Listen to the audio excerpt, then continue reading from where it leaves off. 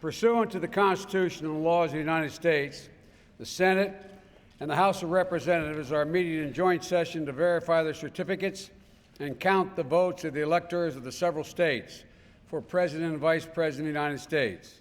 In 1950, the decision was made to give the Electoral College responsibility to the National Archives and Records Administration to be administered by the Office of the Federal Register. So this was a meeting of the presidential electors as they officially cast Maryland's electoral votes for president and vice president. When Americans vote at the general election, we're actually voting for a slate of electors. We're not voting for the candidates. Generally, they're people who are very active in their political parties within their states, but usually on the state's ballot, those slates of electors are represented by the candidates. Each state gets one elector per member of Congress. So, for example, Maryland has 2 senators and 8 members of the House.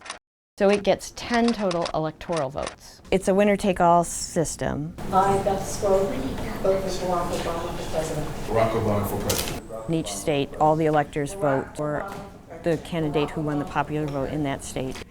After the electors meet and they vote, they'll send a package to us. That package will contain a certificate of ascertainment and the state certificate of vote. The certificate of ascertainment just lists the number of votes each electoral slate got and tells you who won.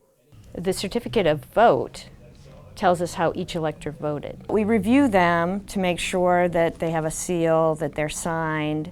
The Constitution says that people who are in Congress can't be electors. Sometimes we notice that they've listed somebody who's a member of the House or a member of the Senate, and then we contact the state and tell them that that person cannot be an elector. Today is the day before Congress counts the votes. A couple of the states actually had the wrong date for the inauguration, and so we asked them for amended certificates of vote. We just received our amended certificate of vote.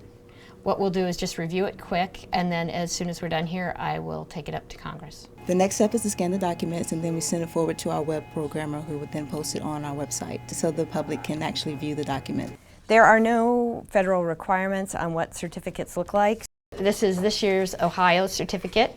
It's still the biggest, it's just a little smaller than 2008. The certificate of electoral vote in the state of Ohio seems to be regular, uniform, and authentic.